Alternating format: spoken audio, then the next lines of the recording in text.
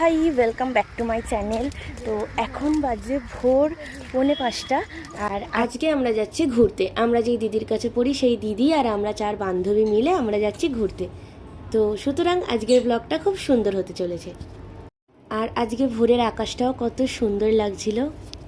আজকে আমাদের গার্জিয়ান আমরা যাচ্ছি ছোট গার্জিয়ান।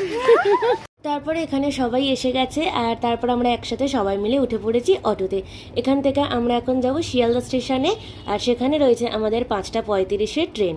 তারপরে আমরা এই যে ট্রেনে উঠে পড়েছি, আর তারপরে এখানে আমার বন্ধু আমাদেরকে দিয়ে দিয়েছে কুকিজ। আর তারপরে এখানে আমাদের দিদি আবার আমাদের জন্য করে এনেছে চা। তারপর আমরা চা খেয়ে নিলাম, আর ট্রেনে অনেক গল্প করতে করতে তারপরে বাইরের সুন্দর দৃশ্য দেখতে দেখতে তারপরে আমরা রওনা দিলাম প্ল্যাটফর্মে। আর আমরা এসেছি এই যে কৃষ্ণনগর জংশন, অর্থাৎ আমরা এসেছি মায়াপুরে। তো এখন পড়েছি টোটোয়, আর টোটোর পার হেড ভাড়া নিয়েছে আমাদের 30 টাকা করে। তারপর তো আমরা নেমে পড়লাম স্টেশনে, আর কৃষ্ণনগর স্টেশন মানে বোঝাই যাচ্ছে আমরা এসেছি মায়াপুরে।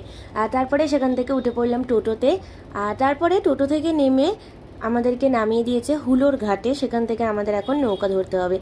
ঘাট পার হওয়ার সময় এখানে টিকিট ভাড়া হলো 3 টাকা করে।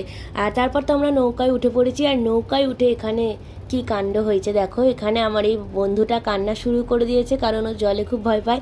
আর ও তো নৌকায় উঠেই এখানে কাঁদছে। তারপরে ওকে এখানে দিদি বোঝাচ্ছে কিছু হবে না কিছু হবে না, চ চ। আর তারপরে আর নদীটা খুব একটা বড় না, জাস্ট উঠেই একটুখানি গেলেই ওই পারে নামিয়ে দেয়। আর এই নদীটার অনেক অনেক রকম নাম বলছিল, ঠিক নামটা আমার ঠিক মতন জানা নেই। আর তারপরে এখানে আমরা নেমে পড়েছি নৌকা থেকে, আর এই দেখো সামনেই হলো এই যে চন্দ্রোদয় মন্দির। পিছনেই হলো এই যে চন্দ্রোদয় মন্দির। আর এখন আমরা সকালবেলা এসেছি টিফিন করতে। এখানে রাস্তায় দুপাশে অনেক খাবারের দোকান আছে, তো সেখান থেকে আমরা এক জায়গা থেকে খেয়ে নিয়েছি পরোটা আর ঘুগনি মুড়ি। এখানে ঘুগনি মুড়ি নিয়েছিল 25 টাকা করে, আর পরোটা নিয়েছিল 30 টাকা করে। তারপরে এখানে বাইরে তিলক কেটে দিল, তারপর আমরা মন্দিরে ঢুকে গেলাম। আর মন্দিরে ঢোকার আগে আমাদের তিলক পরিয়ে দিয়েছে। আর আমরা 9:15-র মধ্যে মন্দিরে চলে গেছিলাম। তখন আমরা প্রথমে গিয়ে এখানে প্রসাদের কুপনটা কিনে নিলাম। এখানে বিভিন্ন রকমের প্রসাদের কুপন আছে, যার যেটা ইচ্ছা সে সেটা কাটতে পারে। তারপরে এখানে ঢুকেই সামনেই রয়েছে অখণ্ড হরিনাম সংকীর্তনের জায়গা। আর তারপরে এখানে এই যে মন্দিরে আমরা চলে এসেছি। সকাল 10টা, আর এখন আমরা প্রথমে যাচ্ছি গোশালার দিকে।